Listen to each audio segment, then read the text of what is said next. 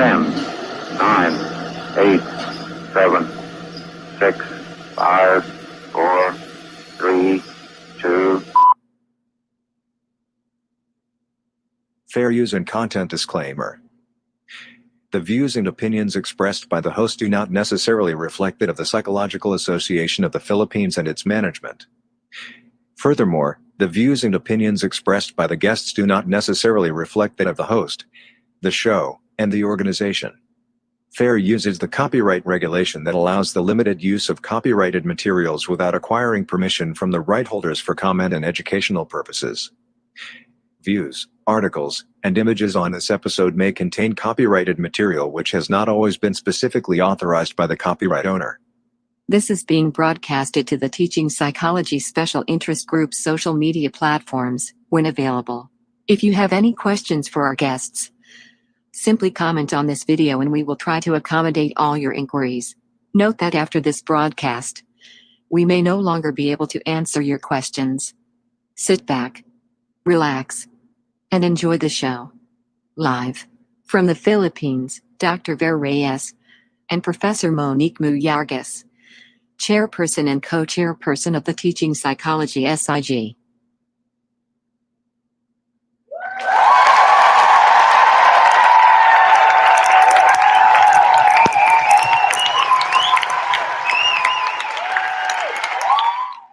Hello! Good afternoon, everyone. Ay, naririnig ba ako? Hello. Ayan. Hi, Madam. How are you? Hello, Madam. Kamusta? I'm good. Kamusta ang Marikina? Itong maulan na hapon mula sa Marikina. Diyan ba sa Iloilo? Makulimlim na hapon sa Iloilo. Magandang hapon sa inyong lahat. Hello. Yes, good afternoon, everyone. For those who are joining us this afternoon, maraming salamat. Batiin naman natin sila. Hindi ko saan naman ako magpupunta. Okay, so lahat naman sila nag-good afternoon. So good afternoon. Good afternoon. Ayan. Good afternoon. Hello. Good afternoon. Sige, meron tayong si Chan, tama ba? Chan Michelle. Good afternoon, watching from Tagbilaran City, Bohol. Ayan. Wait, sabi ni Zaida Villarreal, hello, I would like to join in on your discussion on related psychology topics. Sure, go ahead. Sure. Just comment down below and we'll try to entertain all of your questions or your insights. Yes. Sige. So, Precious Gem says hello from Dasmariñas City, Cavite. And si Cookie, hey. Hi, Cookie, Los Angeles. Uy, kalawa na sa New York ko mo. Ang bilis naman yung flight. Ang bilis mo, ha? Walang travel ban. Yeah. Okay, si Prince Josh, Joash, watching from Iloilo. Hello, good afternoon po sa inyo. Hello. Ayan, sabihin nyo kung saan kayo naroroon. So, para masabi namin at makapagbati rin naman kami dun sa mga areas where you're staying. Ayan. So, again, we hope that you're all safe and sound in the comforts of your home or from wherever you are Hello, watching. Mariel. Ayan. So, maraming salamat. Again, you can, we are being live streamed in our Facebook page at the Teach Psych TAP on our Facebook account. We're also being streamed live on our YouTube channel at Teaching Psychology SIG TV. Ayan. So, pinapaalala lang namin that there is a 20-second delay when we're streaming. So, and we are not going to give any certificates. We do not issue certificates for all our webisodes. And since this is recorded, you would be able to watch it again for a delayed telecast, both on our Facebook page and on our YouTube account. Mhm. Ayun. Uy, parang familiar tong person na ito. Hi, Kay! Hello po, watching from Parañaque City. Ayan. Maraming salamat, Kay. Meron din tayo people from Pangasinan, Region 1. Uy, hello. I'm half from Mangaldan, Pangasinan. Hello. Ayan. At saka meron din tayo from Cebu. Cebu City. Cebu City. Ayan. Cebu Siyempre, City. meron tayo from the City of Stars, from Quezon City. From Quezon City. At yung favorite mong city, siyempre, Yay! from... Lipa, Batangas. Yes. Uy, meron tayo friends from Silliman University in Dumaguete. We also have Hello. si Dayan. Uy, hi Dayan from Batangas City also. University of Luzon in Dagupan City, Mhm. Pangasinan. Tama ba yung Yes. pang? Uy, ayun na. Sabi ko sa'yo may ASEAN region tayo. Oh. From Indonesia. Maraming So salamat. excited, di ba? Yes, oo, maraming salamat. At meron din tayo from Pamantasan ng Lungsod ng Maynila. Maraming salamat for, from joining, from joining. Hindi yun COVID, ha? Ay, nako, may mga tao talagang, nami-miss na talaga ako at naiisip nila ako. But anyway, Monique, maraming salamat for joining me for the past how many webisodes. Yes. Hindi pa tayo natatapos ngayon doon. Pero meron tayong mga ipapakilalang guests for this afternoon to talk about, isa na naman to sa favorite subjects mo. Lahat na ng favorite subject ko. Oo. Yeah. Oo. Yes. Favorite ko din naman tong subject na to. Parang feeling ko, matuturo ko siya ng kahit na nakapikit. Pero, really? ikaw ba, nakadilat dapat pag Hindi, kasi would you believe in my 12 years of teaching, I've never taught this subject. Oh my God, 12 Yeah. years? Akala ko 25 ka pala. Special child ako eh. Oo. Okay, sige. Pero, since a lot of teachers, new teachers, ito yung kadalasan na unang nila, binibigay sa kanila, oo. Na teaching load. Perhaps it would be also good kung para pag-usapan ano ba tong topic na to and how to equip them better, no? Hopefully we've covered all the major subjects or courses over the past 2 webisodes. Again, you can watch the replays of that on our YouTube channel and our playlist, and also again on our Facebook page. So, wag na natin patagalin. I-introduce na natin yung ating mga gorgeous at ating mga special guests. Lahat naman ng guests natin special. Oo. Pero special to kasi patapos na yung season 2. Okay. So, simulan na natin. So, ladies first, unahin na natin ang isang short-haired charot. Siya pala yung lady, Okay, ladies first. So we have one of our special guests for this afternoon. She's a graduate of psychology from the Far Eastern University.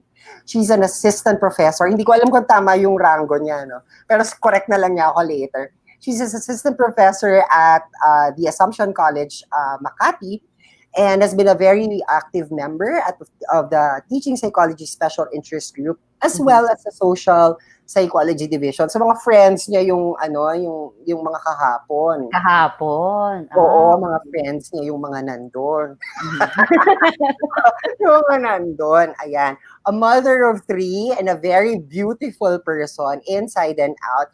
Let's all give it up for our favorite Miss Miss Pat Datul-Ramirez.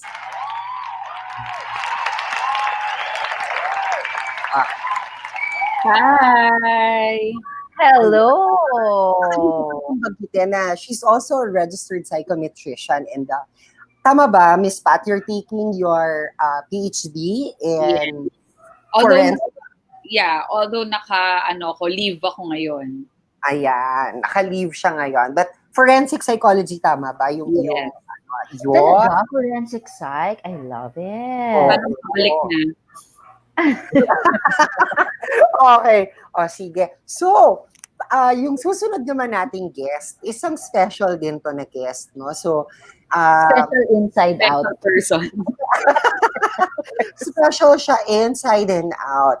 So, he's a graduate of psychology from De La Salle University. I'm not sure, pero and also taking his master's degree in De La Salle University in Manila. Alam ko may bagong pinagkakaabalahan tong person na ito. Oo. Pinakalaban tayo, friend. Influencer ang peg. Oo, pinakalaban tayo sa mga social media. I know, right? Oo. So anyway, ano ba yun? He's also a registered psychometrician and currently working as an IBDP. Hindi ko alam kung ano yung IBDP, psychology teacher at the German European School Manila here in the Philippines. Di ba? Nakakaloka yun.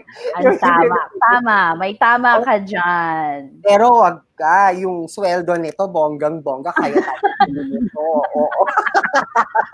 O baka naman, friend, gusto mo mag-sponsor ng murang-mura Let's lang. support each other. Teachers support each other. O, di ba?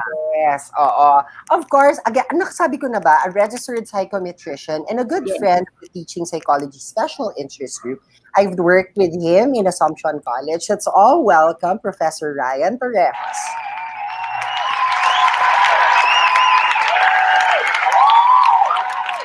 Hello. Hi. Hi, Mr. Hello. T. Good afternoon. Hello. Ayun. Hello, Mr. T. Maraming salamat, Miss Pat and Sir Ryan for joining us this afternoon. We know that you are all very busy, but we really appreciate you joining us today and helping our faculty members, no, talk about introduction to psychology. Sinabi ko na talaga kung ano yung pag-uusapan. Sinabi ko na talaga kung ano yung pag-uusapan natin. So, kamusta naman, Pat? Where are you located right now? Lakas makapinder. Oo nga. Swipe left. Swipe left or right. What's your location? I'm in Caloocan City, North Caloocan.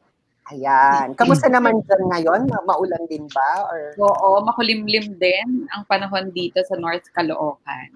Okay. And Ryan, you are in? Ayun, makulimlim din dito sa Pasay City. From Pasay City. Pasay City. Aim high, Pasay. Yun pa rin ba yun? Oh, iba na. Ay, iba na. Ano na? Kasi iwas tayo sa mga aim high, masama yung ibang ganun eh. So, I think Travel City yung tawag. Hindi ko alam. Okay. Sige. Paumanin po. Oo. So, hello po sa inyong mga sari-sariling pamilya. I hope that Ryan and Pat are safe together with their families. Yon. Sige. So, Monique, baka meron kang itatanong sa Monique, baka may itatanong ka sa kanila while I prepare their slides for this afternoon. Okay, sure. So, okay, Pat, Ryan, Yes. you've taught Intro to Psych for how many years na ba? Sige, Miss Pat. Ako actually, I've been teaching roughly around 11 years. Tapos, siguro sa 11 years na yun, I would say, walang mintis na merong kahit isang intro to psych na na-assign sa akin for semester. At least one. Ganon. Okay. So, Ryan, ilang years? Ako naman, I think yung kung Gen Psych or Intro to Psych around 5 to 6 years. And then ngayon, I'm teaching a different curriculum pero same din yung idea ng Intro to Psych. So all in all, I think almost similar kay Miss Pati, around 10, 11 years na rin. Oh, okay. So ano medyo ba yung... paborito yata namin, sorry. So ano ba yung I mean, common notion ng Intro to Psych is usually, it's easy to teach kasi intro siya. But what do you think is challenging about this course in terms of teaching it? Yes, ma'am. Okay. Actually, kasi yung Intro to Psych, ito yung dating general psychology, diba? So, before, when it was still Gen Psych, it was hard to teach to to non-psych students kasi required din siya sa non-psych students, di ba? Yes, So totoo. sometimes it's hard because they don't really appreciate it that much since minor subject for them. Now when it's now intro to psychology, tapos wala na siya sa non-psych, mga psych students na lang yun nagtitake. I guess ang mahirap is catching and talagang retaining the students, especially ito yung unang sabak nila ng major subject. Ito yung unang psych subject nila. Although, yun nga, sabi nga ni Ver, parang ang sarap niyang ituro kasi somehow, you know, you're familiar with the concepts already, concepts. Kaya lang, ano talaga, para kang, people expect so much when you're teaching intro to psych, para kang artista slash counselor student slash teacher and all those things. Kasi parang kailangan makapit mo yung attention nila, ma-retain mo sa program. Yeah. About Ryan? I definitely agree. Kasi yung idea nga na, since ito yung unang sabak ng mga students no, sa mundo ng psychology, so you really have to get their attention. Kailangan ma-engage mo sila, di ba? These students are already interested with psychology. So ang challenge as a teacher would be to really, what do you call this, nurture yung interest na meron sila. Oh, okay. So, and just like, I'm just echoing what Miss Pat mentioned a while ago. Yeah, that's true. And I'm sure ang ating mga psych teachers who are watching us, whether senior faculty na sila or fresh off the boat, no, I'm sure they can relate to what you have experienced as well. So I think we're gonna start with Miss Pat. Direct? Okay, ready na. You take it away, Miss Pat. Ayan, so we're here to talk about intro to psychology, how to teach this online, virtually. Kasi ito yung bagay na bago sa atin ngayon. That's why we're doing this webisodes, no? So as a start, I'll be sharing with you our outline. For today, we will discuss first an introduction. Let's be familiar first, although I'm sure mga teachers na nanonood, you know somehow kung ano tong subject na to. And then we'll be discussing the realities of teaching intro to psychology. I'm not sure kung anong subject code nito sa inyo, pero sa amin kasi Psych 101. Previously, it was Psych 1 eh.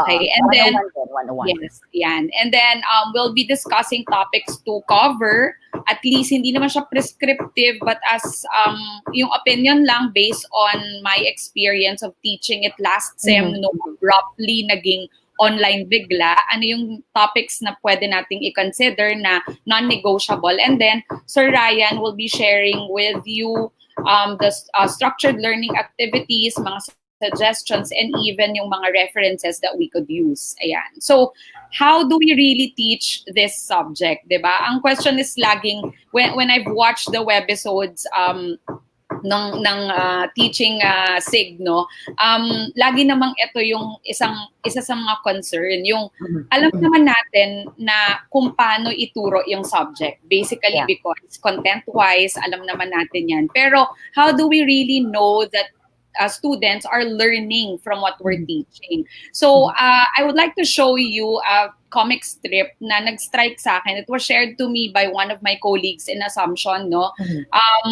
This reminded me na yun nga, we could teach all we want, we could use all the pedagogies that we know, no, pero how can we really assess that our students are really learning from what we're teaching? So as an introduction, let's get to know first. Let's be reminded of what Intro to Psych is all about. Ayan. So gamit ang CMO, no, ito yung course description ng Intro to Psych. And as you can see, very broad talaga yung description kasi ito nga yung foundation ng mga students natin, no, ng psychology. Pag tinignan natin further, sa susunod na slide, makikita natin na it covers talagang variety of topics na ang nagiging tendency ng ibang mga administrators is to give it to, since ano lang siya, foundation siya, wag nating ilang, no? Foundation siya, ang nagiging tendency ng mga administrators, ng mga chair, usually either ang tactic nila is to assign this subject to a newbie, 'di ba? Yung katulad ng natin kanina, or minsan tinitignan nung I've had may chairperson ako before na ang strategy naman niya is to get the subject, teach the subject, kasi as the chair, she wants to familiarize herself with the freshmen. Okay. So magandang tactic din yun, kasi parang if you want to really connect and know kung sino yung mga bagong students mo,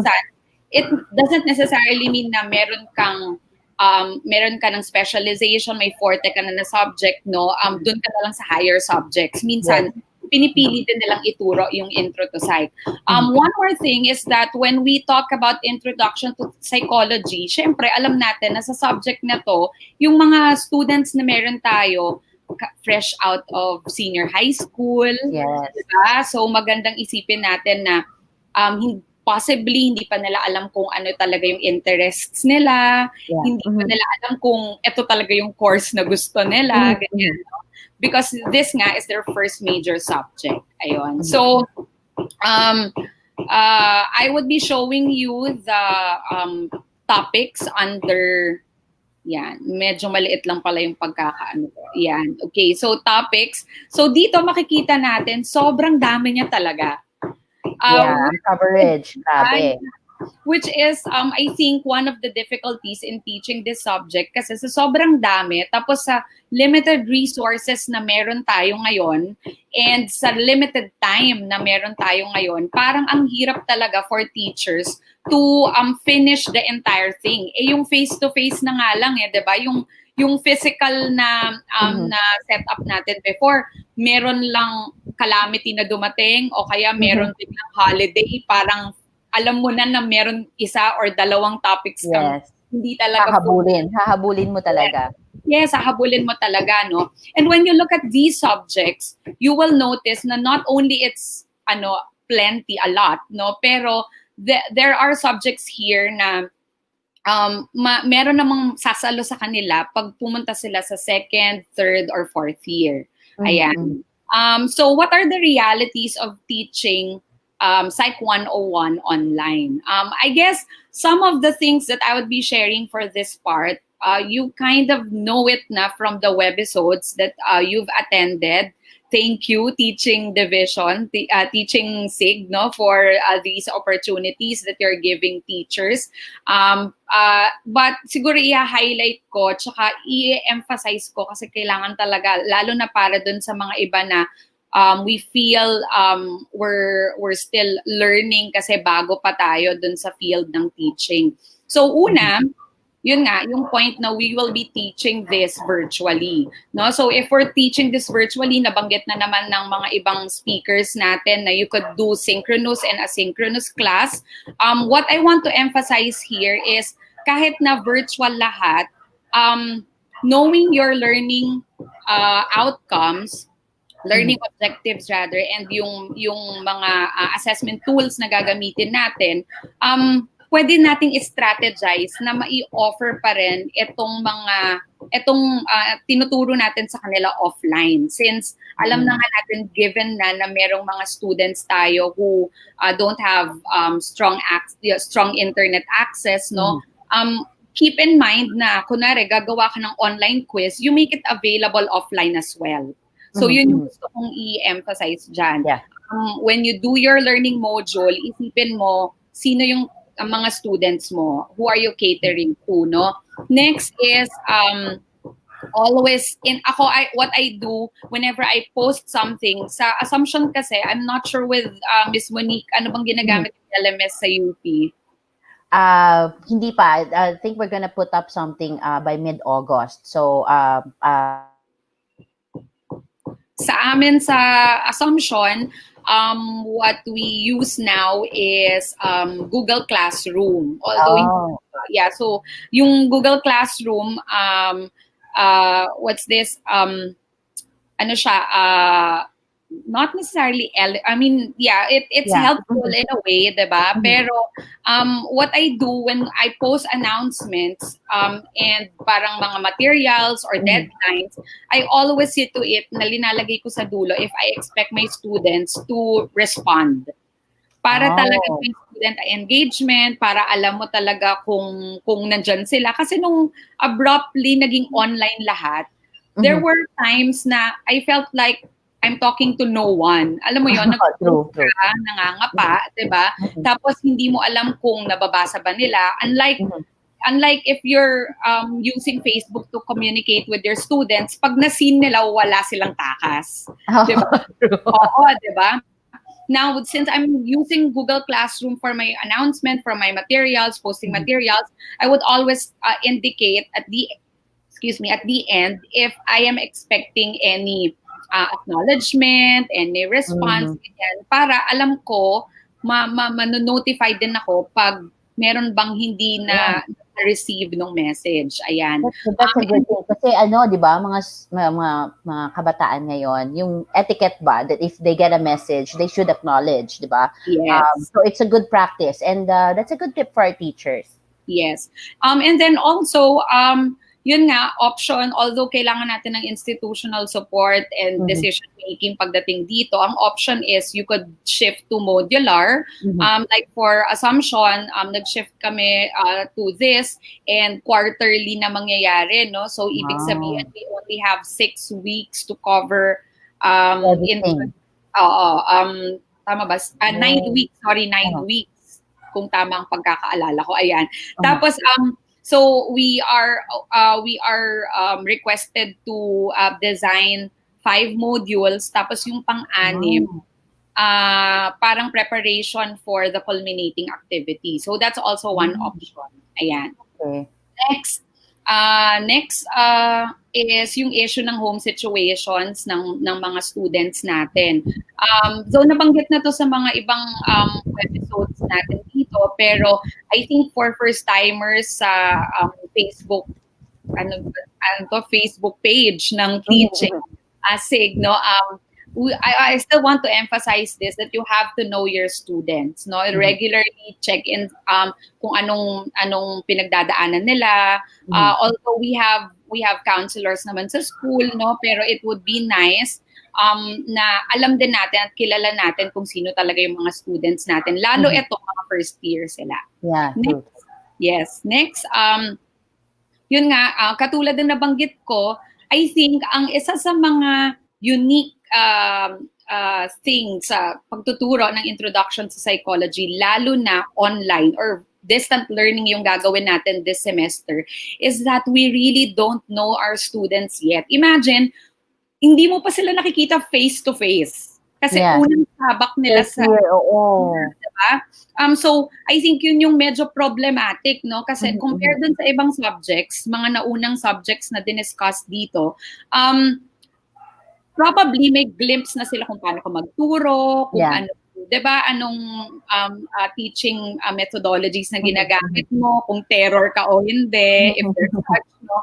And somehow alam mo rin yung kilala mo na yung students mo, ang gagawin lang, mag-shift lang kayo online. Parang may mawawalang factor lang, pero may mukha ka sa kanila, 'di ba? Kilala mo yung storya nila. Dito, when we talk about first year students, posible kasi may mga schools kasi na ino-offer to first year, first sem. Yes. So, 'di ba, parang from senior high school, hindi ko ma-imagine, alam mo 'yon, college, first sabak nila sa college, tapos online lahat, 'di ba? Parang it's really different. So, how do we deal with this issue, no? First ako, laging reminder to sa amin sa Assumption, no, na we have, as teachers, we have to build an online community. Yung community feels pa din, diba? Parang they shouldn't feel alienated na lagi lang silang nakatingin sa screen, ganyan. They should still feel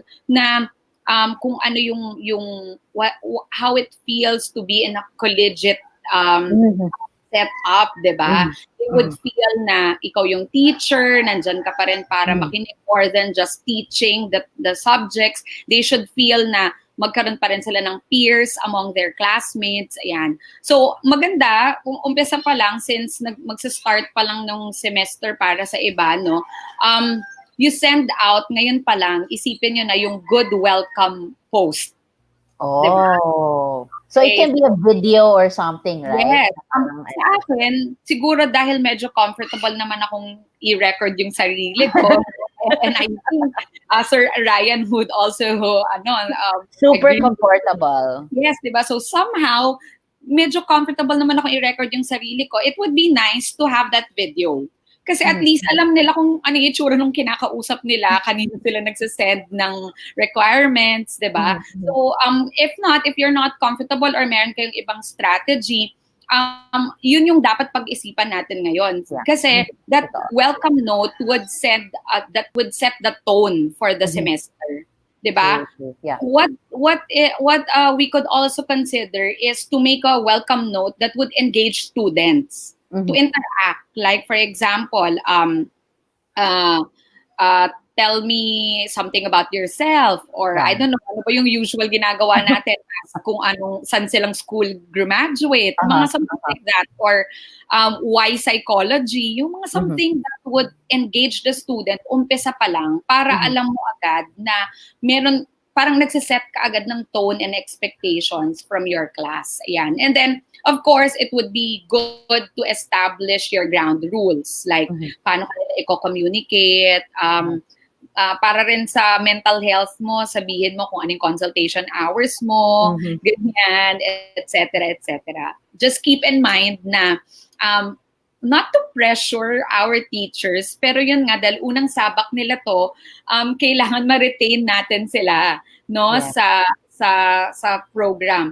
Not for anything else, no? Hindi naman siya dahil gusto lang natin ng numero. Pero if we see the potential there and we know that this is what they want, 'di ba? Dapat alagaan natin 'yon. Acceptable para sa akin if there would be students from my intro to psych class na biglang mag-shift ng course dahil through my class nalaman nila kung ano talaga yung gusto nila. Yes. 'Di ba? Pero it's different kapag nag-shift sila dahil na-bore sila o kaya parang feeling nila hindi naman significant yung course or something like that. Yun.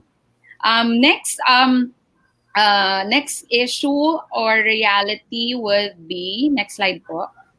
Ayan, ay nasa next slide na pala ako. Sorry. How to address the mental health concerns of our students.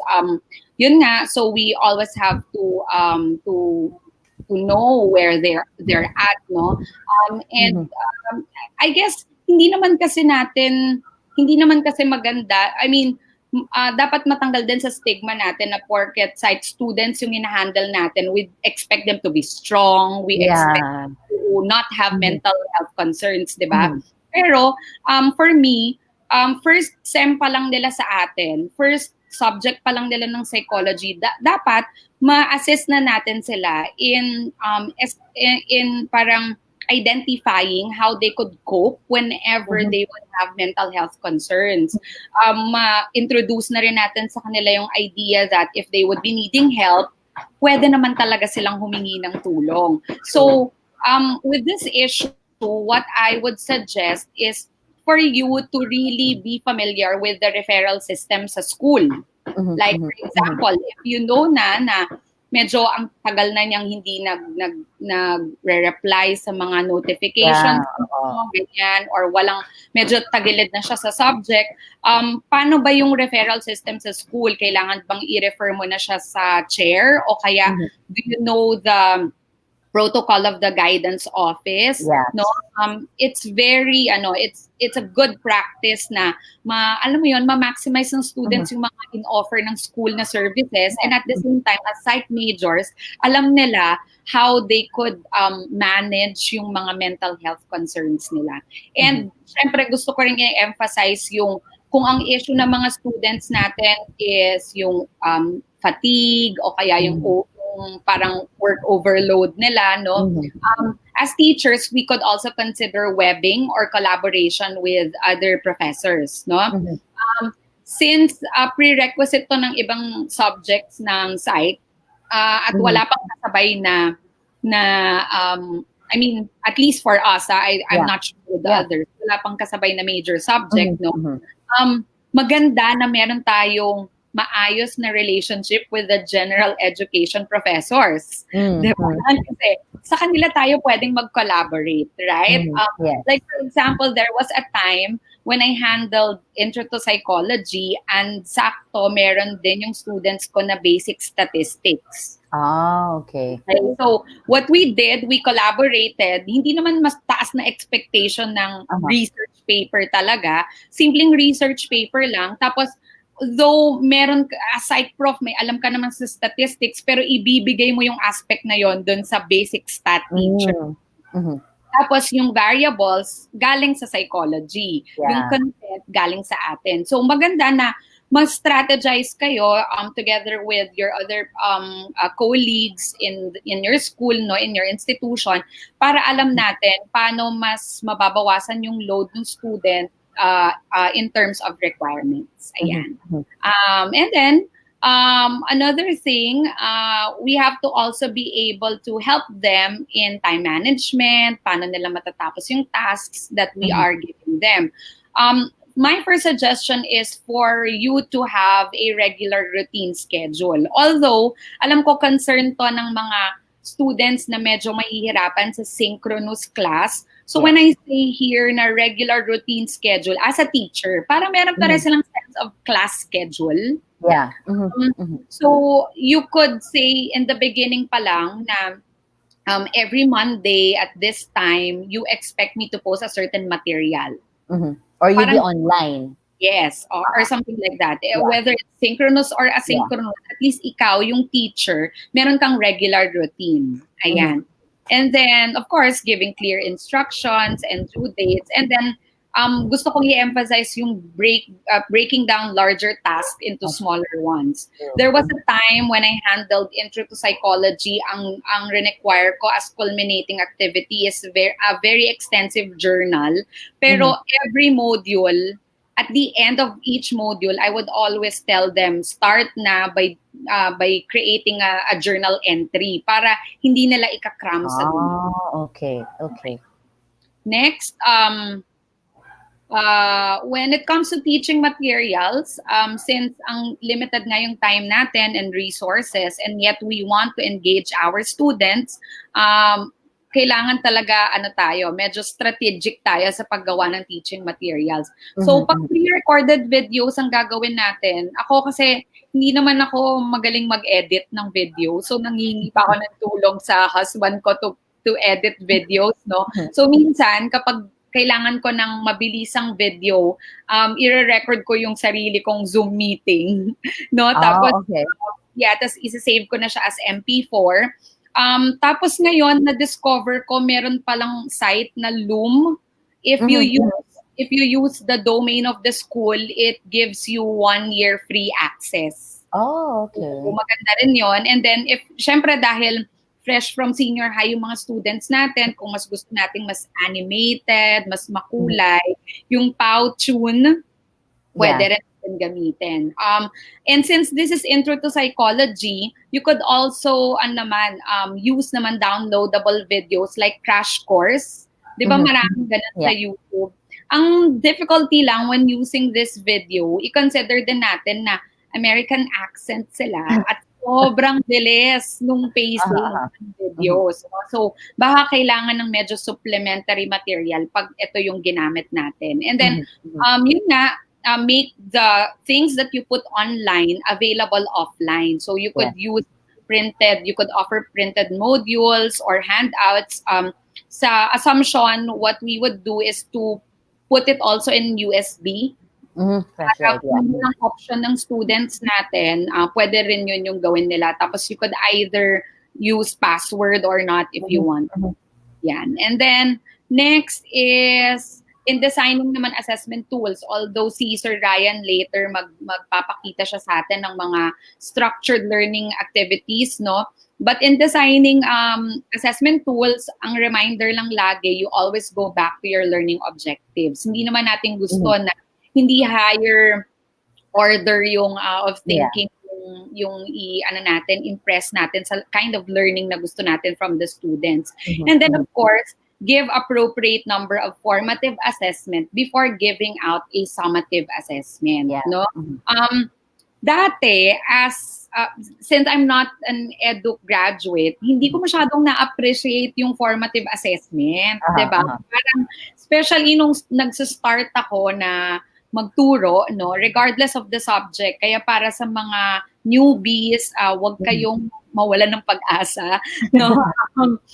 Before, I also didn't appreciate yung formative assessment. Parang for me, as a teacher, why would I design an activity that I wouldn't record or I wouldn't grade? Diba? So parang sa akin, lalo na pagbago ka, minsan may pride ka na parang gusto mong parang maging terror, takutin yung mga students, ganon. Pero at the end of the day, we're not here to instill fear of failing. Diba? We want our students to learn. So, habang tumatagal, na-appreciate ko, lalo na nung nag-online last semester. Why? Kasi, di ba, parang you have to be empathizing with your students, di ba? Parang, ang hirap naman na, minsan pride ng teacher, yung, paano ka ba magiging flexible? Ayaw mo namang ibigay lang yun sa student na, ano na lang sila agad. Ayaw mo naman ng gano'n, di ba? You want to ensure quality among your students. Pero at the same time, you want to be flexible knowing na nasa crisis nga tayo. So mas lalo kong na-appreciate yung formative assessment. Kasi bago ko ibigay yung summative, which is the ones graded, bago ko ibigay yon, I created several activities that are formative to prepare them for the graded one. Yes. So, simpleng mga paggamit lang ng Jamboard, ng Menti, hindi na natin siguro i-exhibit how to, we won't show how we use these. You could research on your own, and if you've been here with the other previous webisodes, ginamit naman nila yung mga websites na yan. Sometimes a simple exit slip, 'di ba? Yung parang ano ba yung natutunan nila, ano yung takeaway nila, ganyan. Pwede nang formative assessment. Ayan. So, topics to cover, ano ba yung mga non-negotiable for me? Ayun, medyo nahihirapan talaga ako dito kasi ayoko namang isipin, 'di ba, na hindi importante yung iba, o kaya ayoko din namang isipin na parang pwede mo lang siyang, alam mo yon, parang i-let go ng gano'n, no? In total, mga around 14 chapters ata yan, di ba? A typical intro to psych textbook would have 14 chapters. So, you really have to make a decision, no? Yes, you really have to. And also, what I practice is I really do learning gap analysis, no? Na parang, while doing it, and then after, parang ina-assess ko, pag binalikan ko ba yung learning outcome ko, ano doon yung talagang natutunan nila, ano yung hindi, tapos I make sure na kung merong mang na-miss out from my learning outcomes, sisiguraduhin kong mako-cover ko at masasalo yon nung susunod na subject. Ayan. So, and then, yun nga, what to consider yung learning outcomes natin. We go back to our objectives, and we also have to consider yung mga topics that could be yung context related, no? Kunwari, pwede nating, kasi these are the tips na we could consider para ma-feel nila na we're concerned and we know what they're going through, di ba? Kapag nire-relay mo siya dun sa situation ng COVID, ng societal issues na nangyayari, ng quarantine, mga ganyan. And then also, you also have to consider the interest of students. So you could use the interest of the students two ways. Pwedeng, yun yung maging isa sa gauge mo na mamili ng topics or as long as it's also in sync with the learning outcomes, no? Or pwede rin naman, since interest nila, you could do self-directed activities na on their own, they would do it. You know they would do it because interest nga nila. Yeah. Okay. So, Since mahirap at since hindi naman prescriptive yung ipapakita ko sa inyo, no, ito lang yung ginawa kong strategy last semester. Since magiging 5 modules, tapos sa amin 5 modules, tapos yung pang 6 nga preparation for the culminating activity or the final exam, hinati ko siya this way. So syempre yung first topic or first module would be the nature and scope of psychology. Wala nang ibang major subject ng psychology na magdi-discuss nito. So, importante to. Yes, Kasi true. dito natin ipapakita or ituturo sa kanila yung, syempre, definition, branches of psychology, history, importance of why they need to study psychology, schools of thought, di ba? Tsaka yung mga research methods na ginagamit sa psychology. So, pag pumunta kasi sila dun sa other major subjects, very specific na yung i-discuss. So, talagang kailangan. Pangalawa, yung biological domain. Ang mga topics na posibleng i-discuss under this would be the neurobiological basis of behavior. In passing, you could let them understand yung parts of the brain, yung endocrine system, ganyan. But knowing in mind that you have biopsych who will in-depthly discuss the topic, diba? In the biological domain, you could also choose to discuss the life stages. Oh, okay, true. Yung human development, kasi we have that topic in Gen Psych. But you know that by their next semester, they would have Dev Psych. Dev Psych, yeah. Diba? Pero, alam mo yon, as a teacher, di ba, pag kunwari nasa Dev Psych ka, tapos tinuturo mo yon, minsan meron kang mga script na, as you have learned in your Gen Psych, diba? Totoo. Pwede naman talagang ma-let go yung basic topics, diba? Kung hindi, masisisi ka pa. Ayan. And then, in the biological domain, you could also opt to choose to discuss yung sensation. Okay. And then sa third module, yung cognitive domain, maraming pwede dito. What I choose here would be perception. Kasi enjoy ng students yung gestalt, diba? And then, of course, I interested din yung mga students sa consciousness. Minsan, di ba, feeling nila dream analyst tayong mga teachers. Yan yung mga tanong nila. And then, of course, yung basics of learning. Okay. Yeah. Dapat nandiyan na rin. And then, sa prerogative ng teacher, syempre may added teacher value ka naman, no? Pwede mo ring i-insert dito yung memory and forgetting. Yes. No? Lalo na kapag hunirit ka ng, nakakalimot ba talaga tayo? Mga ganyan. Siyempre gustong-gusto nila yung mga ganyang. And then and then of course, dun sa third module, you have to keep in mind that you also have cognitive psych. Yeah. That would catch this topic, no? And then for the fourth module, yung social and personality domain, dito papasok yung emotions, discussion of emotions, motivation, personality. Others, ang nagiging tactic nila, hinihimay yung, what's that, animated movie, yung with the emotions? Inside Out. Tama ba yun? Yeah, Inside Out. So, yung iba, ginagamit yung movie na yun. Depende sa tactic ng teacher, diba? Sa strategies na gagamitin nyo. And then, yun nga, intro to personality. Pag tinignan natin yung module 4, we would do the basics, but we know that they would have TOP, and then they would also have social psych. No? Yeah. Sa mga previous semesters na I've handled introduction to psychology, medyo yung dulo nga, erratic, diba? Yung pagdating mo sa dulo, parang pasadahan mong gagawin kasi biglang ng holiday, biglang pension, mga ganyan. Pero I think with the current situation that we have, hindi ko malalet go itong fifth module. Ayan.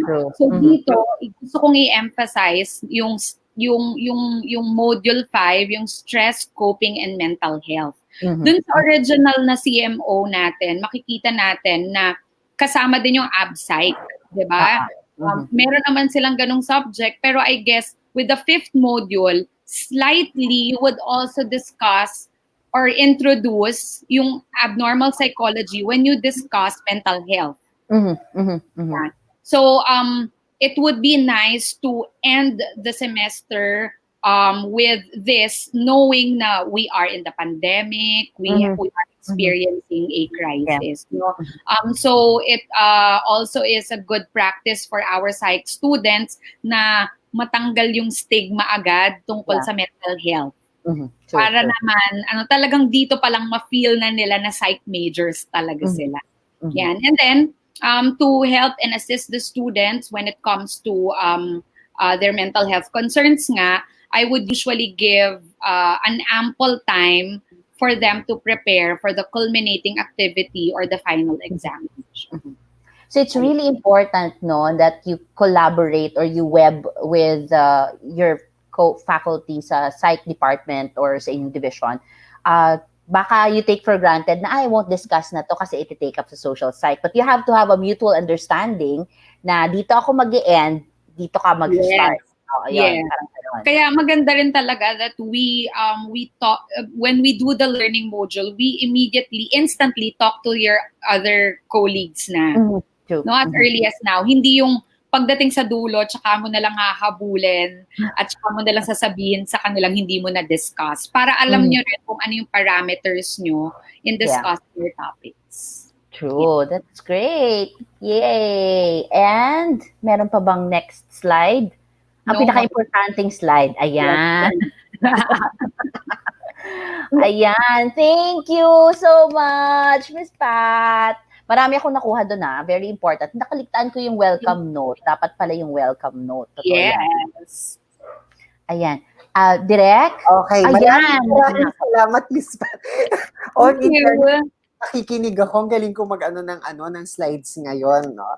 So, sa second to the last episode, no? Gumaling ka. Uy, magaling talaga ako sa mga past episodes kayo. Nakita ko naman. Ayan. Okay, balik natin si Sir Ryan. Sir Ryan, come on down. Tinan mo. Nasa down. Hi, Ryan. Ayan. Sige. So far, we've talked about what are the learning, ano ba to? Yung non-negotiables. Okay. Content. Ano yung mga ibang strategies na pwede nilang gawin. And the basics of doing online teaching and learning. We'll now turn it over to Sir Ryan to talk about more about dapat may sound effect. Structured learning activities. Ayun. So, huwag ka muna nga alis, Miss Pat. Please stand by. Pero we'll focus now on kay Sir Ryan muna. So, while I'm preparing, Monique, baka may question ka. Yan na naman. Baka may question ka kay Sir Ryan. Okay. Ano bang magandang question kay Ryan? Ikaw ang caught off guard. Mag-iingat tayo sa mga questions. So, Ryan, would it be, is it necessary, kasi you're gonna talk about structured learning activities, is it necessary as a form of a teaching strategy, yung mga ganito, in particular sa pagtuturo ng Intro to Psych? Well, to answer if necessary siya, I think it would be better to say na it was helpful, especially dito sa state na meron tayo na distance learning talaga. Kasi tututukan ko yung point ng engagement which was mentioned by Ms. Pat a while ago. And it's really important kasi through these examples of structured learning activities, we immediately get the attention and engagement of the students. And once, di ba, parang foot in the door technique lang yan. Once nakapasok ka, di ba, sa interest nila, then they will be, more just based on my experience, the students became more participative, more interactive, lalo na even the students who don't really are not very vocal sa mga discussions, mapapansin mo, because nakuha mo na yung engagement nila through these structured learning activities, mas nagbabago yung parang personality nila, parang, okay, eager to learn na or very interested. So it was very helpful for me and my students. Okay, so that's good, no? So let's have direct. Okay na ba tayo? Ready na? Okay, so take it away, Sir Ryan. See you soon, Miss Pat. Yay! Ayan. So thank you again, Miss Pat. And then thank you again sa pag-imbita sa akin dito. All right. Now, Miss Pat was able to discuss in detail yung content, what should be covered, what's the current situation, how we can address this. So after conversing with her, I realized na, okay, that's a very good step of point. And then we may probably give our fellow teachers some tips, diba? Or some ideas lang to spark whatever it is in there na creativity nila or interest para mas palawigin pa or mas maging interesting yung pagtuturo nila ng introduction to psychology. So let's start with the first tip that I have or first idea, which is really engagement is key. So nabanggit na yan ni Ms. Pat, nabanggit din ng ilan sa mga teachers or professors na nag-conduct ng webisodes na engagement really is important. I remember there was even a webisode on group dynamics, diba? To really understand and get the demographic, your students, understand them, and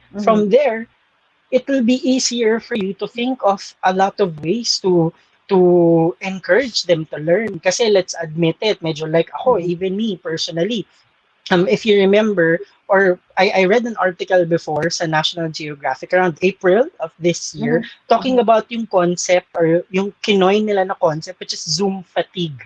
Diba? Yeah. And it started with the excessive use of the video conferencing tool, which is Zoom nga. So kasi yun yung pinaka naging available at that time. Diba? And in their article, nabanggit nila na, sige, it was very comfortable to use, it was very easy to use, but then many people were encountering different stress-related concerns or medyo parang it was very taxing for them. Meron pa ako isang narinig from one of my friends before na yung 20 minutes, parang ang tagal-tagal in a Zoom conference. And then I was thinking, oo nga, no, but how would my students feel if I would do lessons or lectures during a video conference the whole time? So I was thinking, paano ko makukuha yung idea or yung interest, yung interest nila. So I was thinking, sige, engagement. Yeah.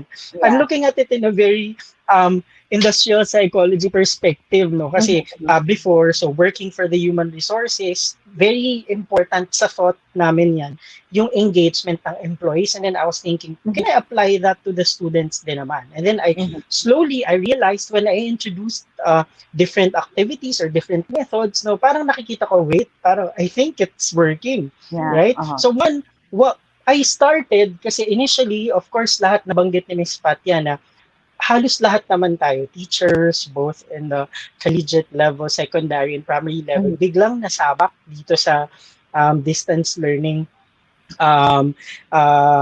concept na to, or biglang nasabak sa distance learning. So I was thinking, ano bang gagawin ko? Ano bang pwedeng una kong solusyon na para makuha yung attention nila. So I was thinking, sige, let's try with, changing up some greetings from time to time. So kasi madalas, okay, good morning class, good afternoon class, or good morning, good afternoon students. No, I was thinking, sige, why not ask some questions, no, from time to time. Like naisip ko lang tayo. It just started at one day. I was syempre, I think hindi lang naman ako nakaka-relate, no?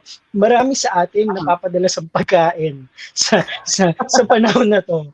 Alam natin ya, ikaw naman, Miss Monique, sexy pa rin. Pero, dagdag ka pa ng ganyan, ha? Pero, very challenging yan. So, I was thinking, sige, kumakain ako. Tapos parang, teka, ano kayang kinakain ng mga friends ko, ng students ko, iba kong workmates? And then, I thought of asking that question, parang out of nowhere, kasi that was lunchtime. And then biglang, after lunch, I had a class, so I messaged them, good afternoon, everyone. Can you share how your lunch was? Ganyan. So I started with that.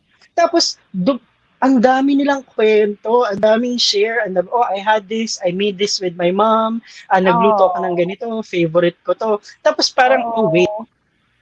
At with that simple question, parang biglang, alam mo yung feeling na kunyari, ako yung student, ganito ako. And then, parang, I was just imagining things, pero parang feeling ko, bigla silang naging eager to type and, about what you did over the weekend, if I had a Monday class, or what are you planning to do over the weekend, if I had a Friday class. Kasi in a way, parang ang mangyayari, kasi alam naman natin na hindi pwedeng lumabas lahat, no? But with you're also inviting them to be creative with what they can do, how they can take care of themselves at home. So parang, okay, it was working for me. So yun yung ilan sa mga bagay that engaged my students with the psychology subject. And then, so changing up your greetings, providing questions, even questions related to, let's say, current events, nabanggit na rin ni Ms. Pat yan, diba? So, kasi, for example, there was a time na kumalat yung mga fake news on possible cures sa COVID, diba? So, and then I was looking at those things of, teka, baka I can use this as a means to encourage students to critically analyze different ideas, no? Which is a very important skill sa psychology students. Alam natin yan, di ba? Critical analysis, critical thinking, mahalaga sa atin yan. So by starting with those current events or news that they can critically analyze on, and then pwede mo siyang step off point to a particular class discussion. Diba? Let's say you're talking about yun, neurobiological basis of behavior. So there was this article that said this thing could work for COVID. Now let's look back at, possible neurobiological basis of behavior, or bakit kaya nangyayari yan? Why does this happen? Even with memory or thinking, di ba? You can use those kinds of questions. And then sometimes naman, sometimes I use quotes kasi alam naman natin sa psychology, especially personality psychologists, no, maraming mga magagandang ideas yan. Maraming mga magagandang konsepto na naturo. So for example, sometimes naman I would ask, I saw this quote online. This is by Carl Jung. So ito yung sinabi niya. And then, who looks outside dreams, who looks inside awakes, ganyan. So let's discuss. What can you say about this? And then, pwede ko siyang maging step off point to talking about, let's say, personality, or pwede rin introductory, like understanding yourself, parang gano'n. So, this is how engagement, by the way, these are not end-all, be-all tips or suggestions, no? What I'm saying are the practices that work on my end, and especially with the evaluation and feedback from the students, which is very important at this time. At babalikan ko yung idea niyan later on. So another tip that I have, so apart from encouraging engagement, would be to make sure that you gamify learning. So sa next slide na po tayo, direct. Gamify learning. So, ayan, of course, gusto ng mga bata. Oo, naging challenge din yan. And nabanggit din ni Ms. Pat yan, yung idea ng how do we think of different assessments, no? Na iba naman out of the box. Kasi nga, we're in a different situation. This is not the usual four corners of the classroom. So how do we make learning more interesting? And I got this idea, to be honest, from my students actually.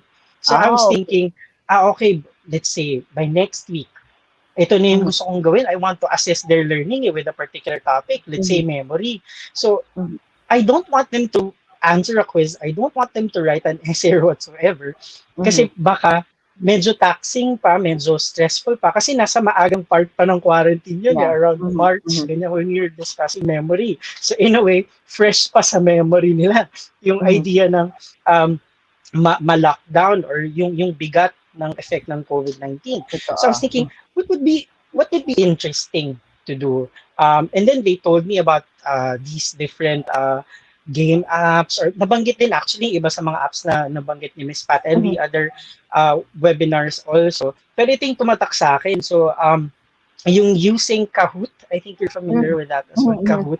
So what's interesting kasi nga para siyang, 'di ba, very game show type yung dating niya. So you're viewing things, merong parang game master, and then you're answering through your phone or through other what do you call this, other hardware na meron ka, cellphone, tablet, whatsoever. So it was very interesting. So ang nangyayari, if I'd be asking a question in a, ang tawag dito, in a quiz na naka-multiple choice, parang ganun din yung mangyayari dito. 'Di ba? Kasi parang may question ka and then naka-multiple choice. So let's say, talking about, let's say, different model or theory of memory, and then ano yung possible theory of memory.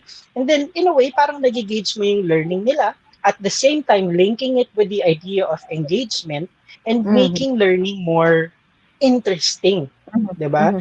Kasi, why I thought of this, I remember nabanggit din to ni Sir Junix, I believe, yung pag-gamify ng learning, di ba? Especially kasi I think the topic was about experimental psychology, no? Yes. Which is really challenging to teach in an online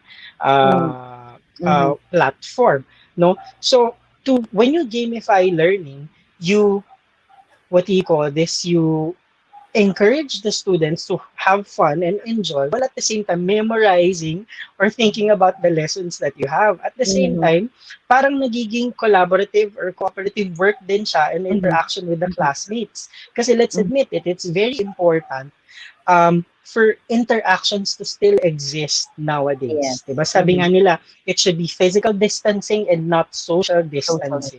And how, diba? So how can we do that online? So one way of doing this, probably they do games in teams, diba? So itong team na to, itong team na ganyan. So, but not to be very competitive naman or whatsoever, no? But, you know, just to encourage them that this is fun, this is not really a measure of how much you know, but this is for me to check where we are right now.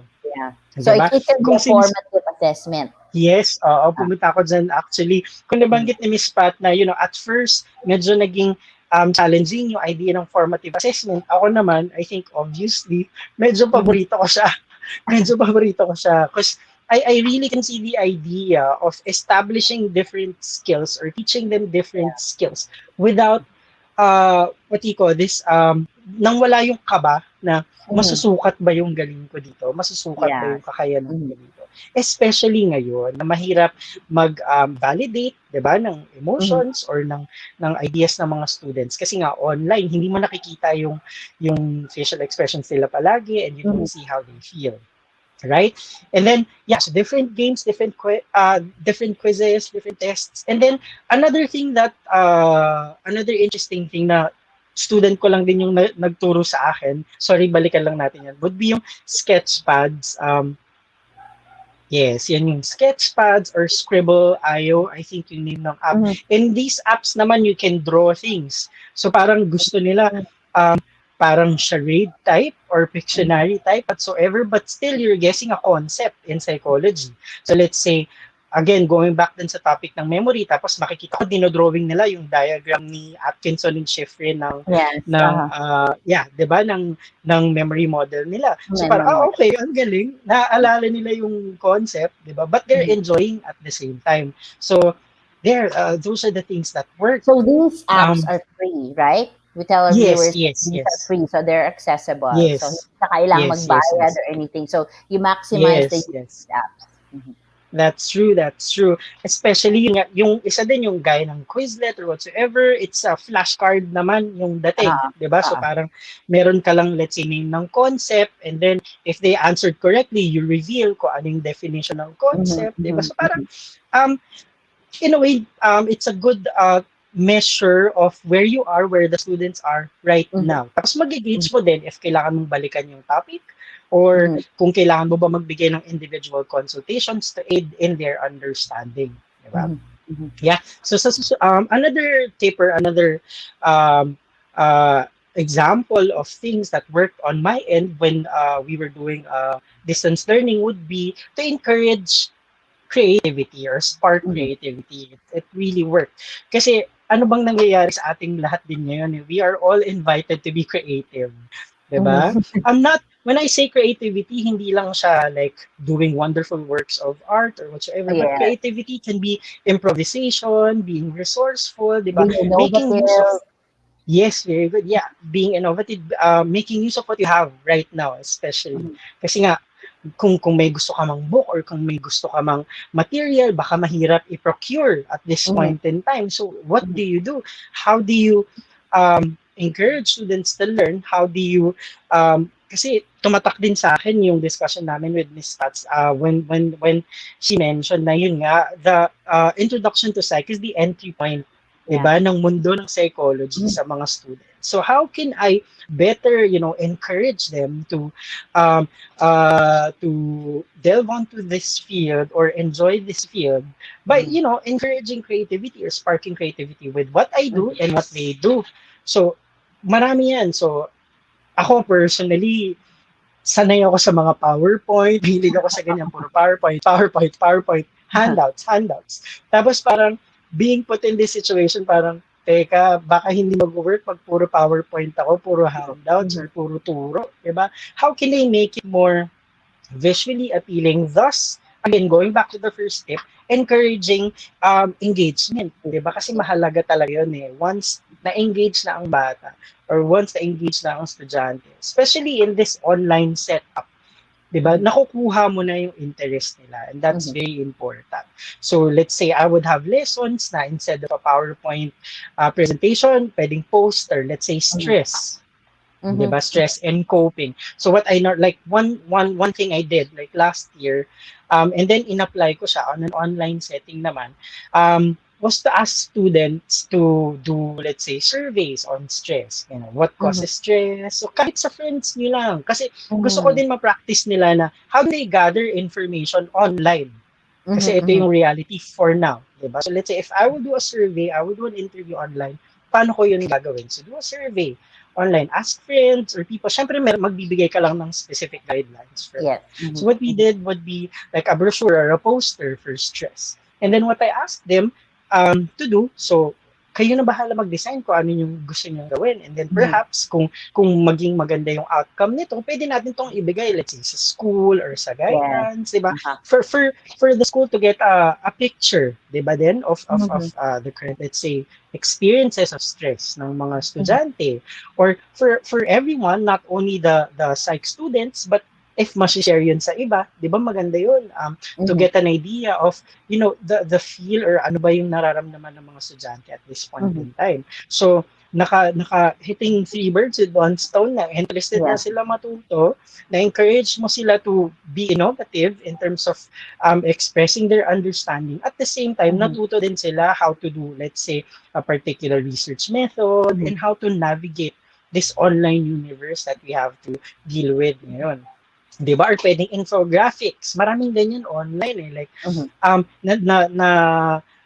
lalo na nung nagsimula yung pandemic, maraming mga infographics on how to prevent yourselves from acquiring COVID-19. So I was thinking, many students or many people would like or share those infographics. O baka pwede din yun in class, baka interesting din yun sa kanila. Diba? There. Sorry. And then, another thing that you can do is if you're doing asynchronous learning or discussion, so dito create videos, yung pre-recorded videos na sinasabi ni Ms. Pat. Yun. At first, medyo nahihiya ako, parang awkward, parang gagawa ako ng video para sa, wait lang, may introduction yan. Parang nakakahiya kasi personally, hindi lang po halata, pero mahiyain talaga akong tao. Natawa ka mismo ni. Hindi na ako maka-comment. Ayun po. So, it was really tough. Parang, paano ko ito magagawa? Kasi nga, you also have to understand na may mga students nga na may not be able to be at par with the performance of others or may have different pacing in terms of learning. So, mahalaga yung asynchronous tools na meron tayo. Thus, pre-recorded videos. So, I started with 1 or 2 videos and then eventually, interesting naman din pala, no? At maganda rin siya na way kasi parang, for me as a teacher, parang nako-condense ko din yung topic. Parang nakakapag-practice ako mag-condense ng topic with, let's say, a 4 or 5 minute video. Kasi alam naman natin na medyo, yung attention, medyo mahirap din yan diba? Yung pagkuha ng attention ng mga estudyante. So let's say, if I do a lesson na 30, 40 minutes, parang, papanoorin ko pa ba ito? Parang gano'n. Or like, even ako personally, I enjoy watching videos or YouTube videos. Tapos pag medyo matagal na, ayoko na panoorin. Nakaka-umay na, oo. Yes, And so also gusto on the ko, practical side, the larger the yes, video, the bigger the required bandwidth, or mahirap sila correct, mag-download o manood. Yan. So it's correct, really correct. practical to have it short. I think yun yung mga advice ng remote learning experts, no, na to Yes, keep it yes. around 5 to 6 minutes lang. Correct. Short, concise, but informative, Ayan. di ba? Yes. So yun, so those things are very useful. And then another, what do you call this, platform I want to share in terms of sparking creativity would be yung software, or yung, what do you call this, would be Canva. Yeah. Canva, I think, so they offer it for free. Meron din naman silang pro accounts. But I think right now, meron silang program that they call Canva for Education, wherein Yes, they give, they free. provide access to teachers, diba? So parang what happens is that gumagamit ka na ng something very, what do you call this, user-friendly. At the same time, you provide, elaborate designs, very interesting designs for the students. Like, hindi naman ako yung nag-iisip ng designs na yun or something. Medyo mahirap mag-isip ng designs, diba? So when it's there, na-encourage mo yung sarili mo to design, and your students as well. Kasi I think they also offer access for students when you have Canva classroom. So ganun lang. Yeah. And then next would be to encourage independent learning. So nabanggit ni Ms. Pat yan. So what are the different ways to encourage independent learning? Paano ba magagawa yan? Kasi let's admit it, medyo mahaba nga yung syllabus, or mahaba nga yung content ng Intro to Psychology. So how do we make sure that the students still learn, di ba? And without leaving important details behind, di ba? And also introducing the value of independent learning. So sometimes we can offer them self-directed learning sessions, wherein parang sometimes I would ask my students to, let's say, think of a topic that they're very interested with. Let's say, ang topic namin is about thinking, memory. So, ano ba yung pinaka-gusto nyo? Or minsan, yun nga, nabanggit ni Ms. Pat, you ask them questions. Naranasan mo na bang makalimutan? Or nakalimot ka na ba? Or what are the things that you usually remember? Diba? What are the things that you usually forget? So, I start with those things. So, pag nakuha mo ng attention nila, and then you would introduce the topic, and eventually, they can do the learning by themselves. So pwedeng, let's say, you can suggest a book, or you can suggest a video to watch, di ba? Like for example, ginagawa kong introduction sa memory would be yung concept, although hindi siya linked directly with the topic, pero maganda lang siyang step of point for memory, would be yung concept or yung theory na dual processing model, or dual process model. Kasi 'di ba, with Daniel Kahneman's book, yung Thinking Fast, Thinking Slow. So lalo na ngayon sa quarantine, I asked them, how do you decide if you take a bath or not today? so ganun 'di ba? So how do you decide what to eat later? So you start with those things, tapos okay, there's a book or there's a video about this topic. So you can read, tapos and then provide them. As much as I want to give examples of these things, I'm not sure kasi kung, di ba, may copyright whatsoever, and then some things are to be purchased. But if there are some fellow teachers there who would ask, or who would be interested to know what are the different specific sources that I look for, or references, you can ask me naman. I'll be giving my email address later on. Ayan and na. And then another important thing, kasi bakit mahalaga yung encouraging independent learning? Balikan natin yung idea ng Zoom fatigue, di ba? So, medyo nakakapagod nga talaga, not only sa side ng teachers, but also sa students, to do lessons the whole time. So, imagine mo if you're a student at, let's say, 4 or 5 classes in a day, and all classes would require you to attend an online conference. So, imagine how taxing would that be to the student and to the teacher. Yeah, right? So, at the same time, I remember reading an article before, kasi nga naghahanap ako ng ways how to further introduce different activities sa class ko. In an article by Medical News Today, nabanggit nila yung eye strain and how it can really affect the performance, and then physical stress din sa students and anyone actually. So let's say meron silang tip na binigay, which is very interesting. Sabi nila 20-20 method daw yon, sabi ni Medical News Today. When you look in your computer or watching a presentation, so for 20 minutes, so you look away around 20 feet away for 20 seconds and just to relax the eyes. So kung lagi akong mag-video or magle-lecture, paano ko ma-follow yun? So by providing independent learning tools, so mas madali, mas ma-minimize mo din yung eye strain or stress sa mga students. And also, encouraging independent learning helps in pacing. Kasi di ba nga, we have to admit, di ba, we have different performing students. So iba-iba talaga ang pacing ng mga estudyante. And kahit additional task man yan or work sa atin, but we're here as teachers to guide them. So it's part of ako personally, I take it as my responsibility also to guide them or to help them pace their learning. Okay, so kung hindi ka makasunod ngayon, sige, gawin mo ito. So I have another reference and then you can do that. Yes. Yeah. And then, and the next would be, of course, this is very important, to strengthen the communication lines between the students and the teachers. Nabanggit na to, not only ni Ms. Pat, but I think in passing ng ilang mga teachers in your episodes. And I will not stop talking about it kasi it's really important to strengthen the communication. And how do you do that? Yun nga, in some of my classes, what I do, kasi before, nagbibigay ako ng guidelines, what do we do for today, gagawin natin.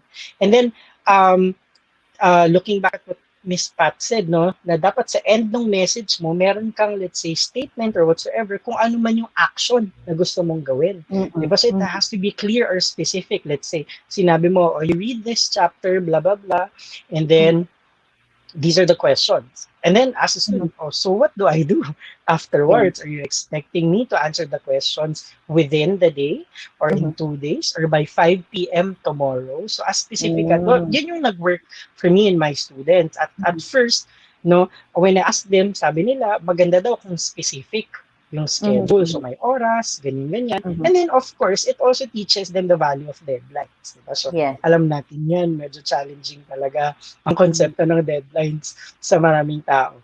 Diba? So, in a way, natuturuan mo din sila ng skills na yun. So, giving specific expectations and objectives. Yung expectations, I usually start that with the class, especially yung nabanggit ni Ms. Pat na welcome video or welcome greeting. I tried doing that. Yung first welcome greeting ko, ewan ko, binura ko na yata. Parang, bakit ko ginawa yun? But I just tried to do it. And then I received evaluation or feedback naman from the students na natutuwa naman sila or parang, okay, we understand it more kasi sometimes, pag maraming instruction, maraming words, medyo nako-confuse na rin sila. So, a good welcome video can give students specific expectations and objectives. Minsan naman, when I start an activity, kasi what worked for me and my students, iniiba-iba namin yung method. So, let's say this week, meron tayong lesson, actual, synchronous, ganyan. And then, meron tayong, let's say, Wednesday, iba naman. So, you have a task. So, we won't meet via video, but we have a task that I will give you. And then, Friday, we have feedback. We have discussions. So, parang natutulungan ko din yung mga students in terms of their pacing. At the same time, yung learning na extend mo talaga na hindi mo pinipilit matapos yung isang topic with one day. So, pwede mo naman siyang ma-cover in a week and then at the same time, introducing different methods. No? And then encouraging them to interact with each other talaga. I remember this situation na I would have some students na medyo ilag talaga in terms of interaction or discussions in class, lalo na sa classroom setting. Tapos nung binibigyan namin ng moment to study or to do independent learning, tapos when we do interactions or discussions, nagsashine sila parang makikita mo na, okay, so baka hindi nag-work sa estudyante na yun, yung let's say, discussion sa classroom or live discussion sa classroom, baka kailangan nila ng time to really digest or understand the topic. 'Diba? So, na-a-assist mo din sila, natutulungan mo. And then, it's very important, one thing na tumatak din sa isa sa mga heads namin dun sa current school would be to encourage students to provide feedback.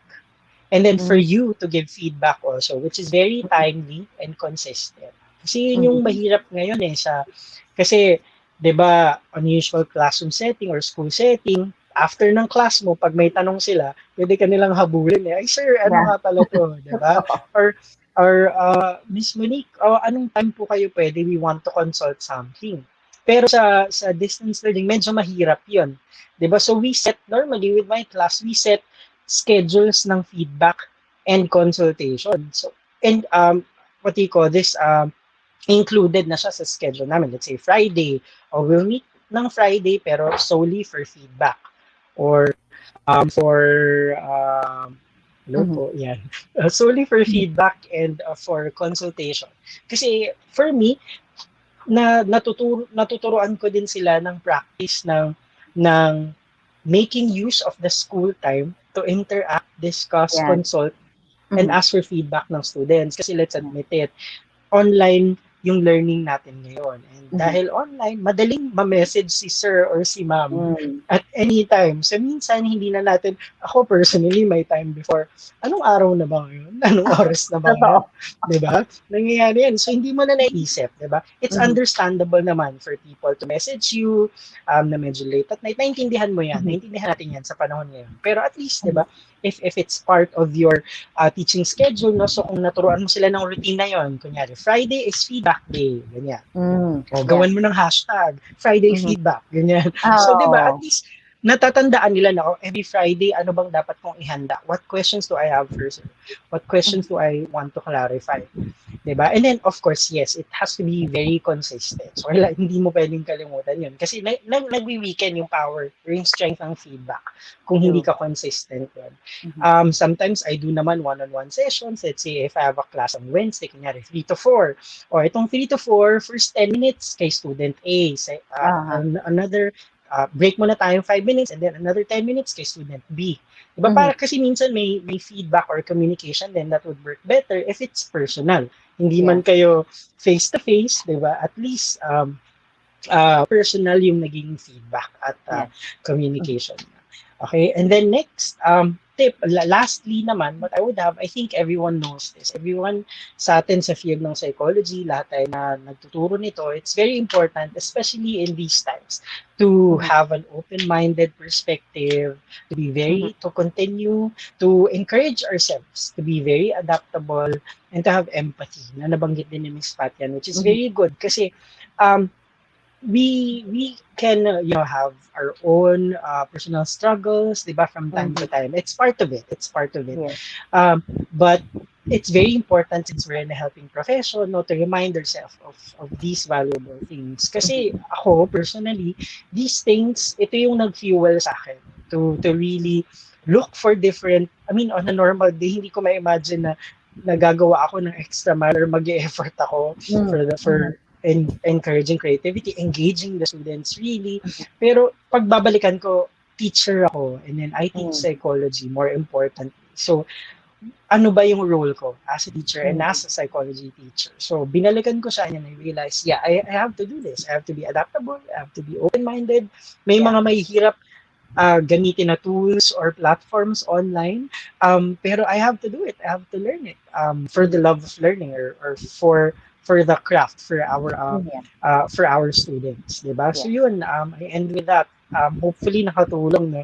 Again, hindi po siya mga hindi siya proven or whatever tips or whatsoever. These are the things that work according to the feedback from my students and then my interaction with my co-teachers as well. So kung ano din yung nag-work sa kanila. And then I'm just sharing with you. So sana meron kayong napulot from that. And it's very important, especially with this. Kaya nga thank you for teaching psychology SIG kasi mas napapadali yung collaboration ng teachers with these different webisodes or webinars, diba? So we can interact, we can exchange ideas from each other kasi that's what we really need. sa panahon ngayon, di ba? Totoo. And then, sorry, I forget.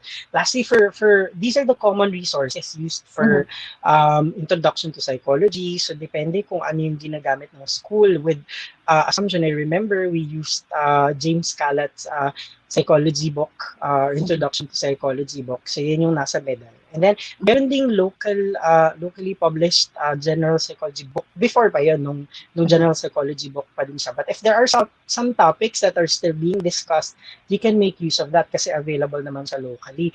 And then, as far as I know, na-check ko kasi din sa Lazada. Ay, pwede mo magbanggit. Na-check ko sa isang na-check ko sa mga online shopping platforms. Meron. Diba?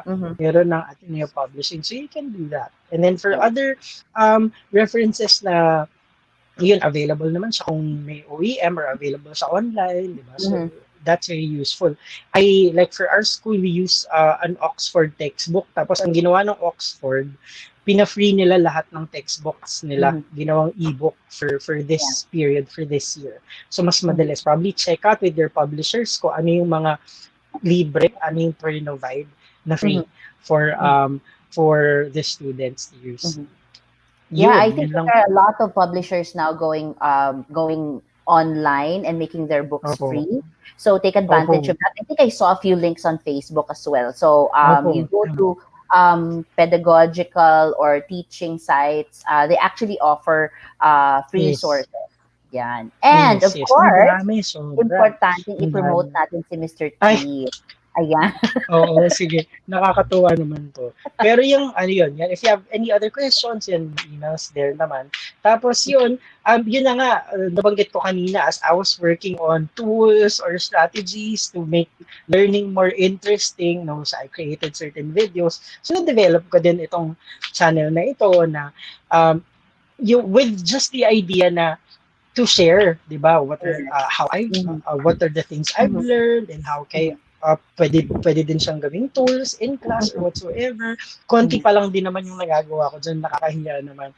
Pero at least, hopefully, ang idea kasi really is to encourage everyone, di ba? To be innovative, to be resourceful. Nandito na tayo Ano yung pwede pa nating magawa para ma-maximize yung resources that we have. So, ayun po. Thank you very much, Mr. T. Yan. Welcome back, Ms. Pat. Okay, very good. Thank you so much. Very good. Thank you, Sir Ryan, for that. Hindi ko marinig si Dr. Hindi ba ako narinig? Naririnig ko. Narinig. Uminom ka muna ng tubig para marinig sila. Hindi ko marinig. Ay, sige. Ako lang ang hindi mo narinig. Ako lang bang hindi mo narinig? Okay. Okay na. Narinig ko. Yan. Maraming salamat, Sir Ryan and Ms. Pat, for those, Ako, Monique, yung nagustuhan ko, yung emphasis on student engagement. Kasi, tama yun, as compared to the other psychology courses that are being taught, tama yung sinasabi nilang dalawa na parang ito yung kaya nga siya intro. This is a make or break course for, diba? Parang it will determine the fate of the program probably or yung ng estudyante kasi it's really crucial. That's why even I'm sure sa ibang institutions they would give this to the seasoned teacher kasi para bongga ang effect sa estudyante, and that's very true. That's very important. Yeah. At saka yung sinasabi ni Miss Pat kanina na wala silang muka pag na-meet mo sila as compared to the previous courses. Na kahit you have some sense of, okay, this is the kind of student ito. Kilala ko na siya. Yun. Itong block na to, ganito sila, mas nagre-react. As ngayon, you have no idea. They also don't have any idea of who you are. Meron lang paano ba kasi to? Si Mr. Naputol sila. Palitan natin direct yung Direct. Si Mr. Sabi niya, I have students before na hindi psych major. Next thing I knew, they graduated psych na pala. Okay, was surprised. Yes. Interested them. I think yun lang din yung nakakalungkot na hindi na siya general psychology. I'm not sure with the other schools, pero kasi ang ginagamit namin pang-recruit, yung understanding the self. Ayan. kasi very psych-related din naman siya. No? So, yun. Pero So, may ibang, I think may ibang programs or degree programs that they have like a major elective that they can choose from any other program outside their program. And usually, more often than not, they recommend intro to psych kasi nga it's very universal in a sense kasi it encompasses a lot of areas even though you're in public health or in biology or you're in math or statistics, carry ng introduction to psychology. right, that's correct. Okay, so just some ano lang, si Dayan Monsada, sabi niya, this is so, this is so much help. Thank you for this. Ayan. So maraming salamat sa ating mga, guests natin for this afternoon. Meron din sinabi pala kanina sabi niya, I agree on that, building connections to the class, iba yung may engagement versus feeling alienated. Teacher influences more through their connections. Ayan.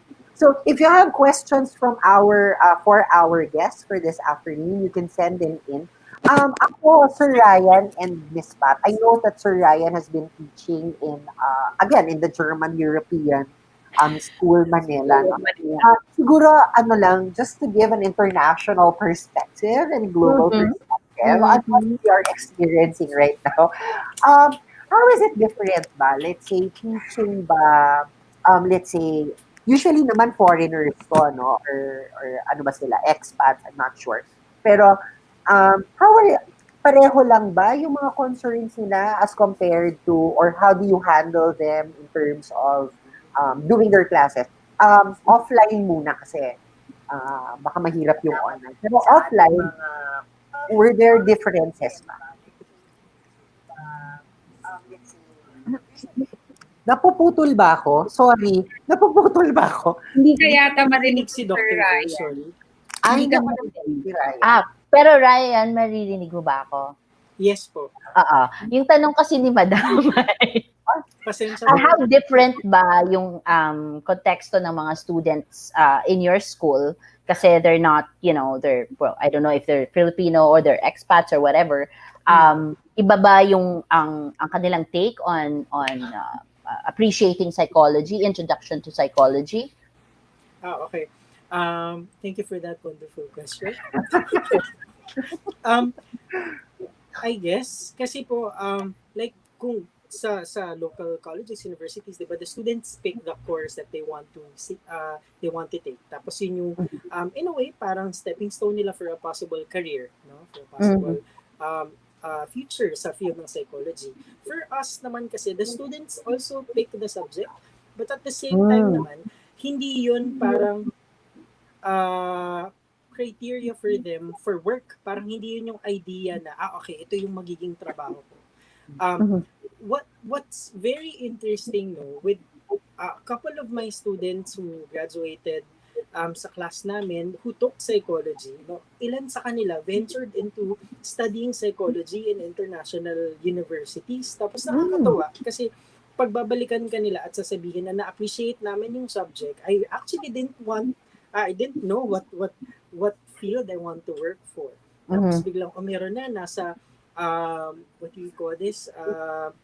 Nasa biological psychology, nasa field ng biological psychology, doing research about brain and behavior. So nakakatuwa. Na makikita nyo, gaya ng sinabi nyo nga, na iba yung effect ng psychology as an introductory, iba yung effect ng introduction to psychology course talaga. For students, for a lot of our students. Ayun, sige. So, thank you then for that wonderful answer. Sana narinig mo na ako at walang discrimination, no? Kasi tapos hindi pa rin ako narinig kasi hindi siya nagre-react. Pabayaan. Sinabi mong hindi kita naririnig. Yun. Hanggang doon. Sige.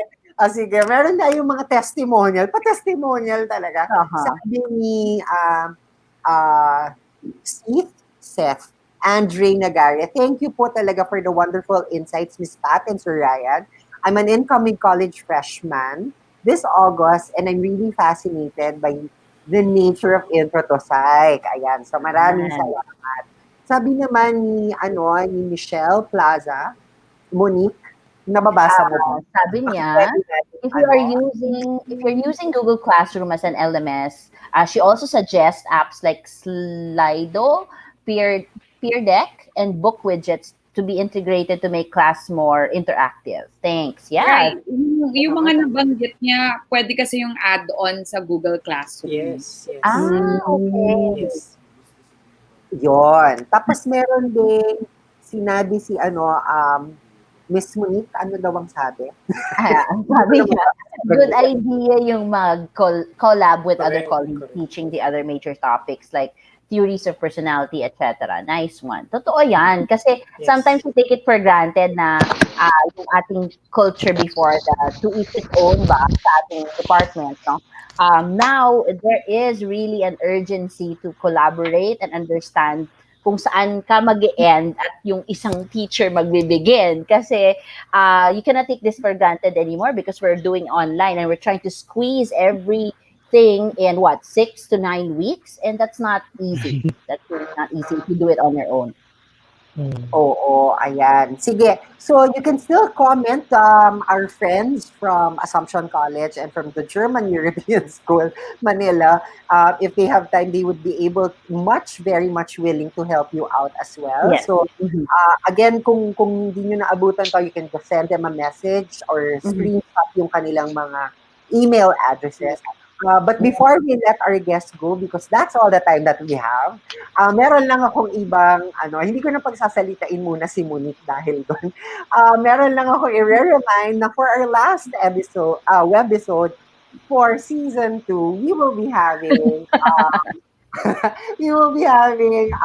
our co-chairperson, Ms. Monique Mayorgas, on how to virtually teach psychology the OBE way. Kasi, again, because intro to psych naman yung pinag-usapan natin, siguro it would also be nice to go back to our syllabi and see ano ba yung OBE na ina-espouse ng maraming educational institutions. No? So that will be on Friday at 2 p.m. only here on our YouTube channel and also on our Facebook page. So before we let you go, Miss Pat, Sir Ryan, baka you have movies, ball tours, Lessons, albums to promote?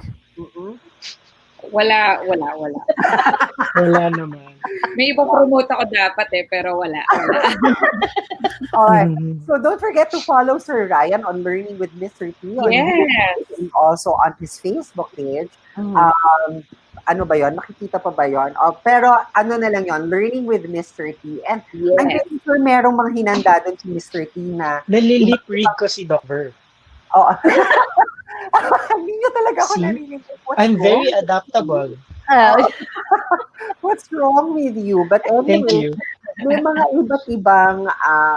iba't ibang segments si Mr. T doon, hindi lang naman siya. At pwede nyo rin gamitin yung kanyang mga videos. Yeah. No, for some of your topics. So just don't forget to Don't forget to subscribe. Yes, and like and share. Share. That's correct. And cite, of course, Mr. T. Yeah. The wonderful Mr. T. Sige. So again, good afternoon, everyone. We hope that you enjoyed this webisode for this afternoon, and we'll see you again only here on Teaching Psychology SIG TV. Bye. Bye. Stay safe.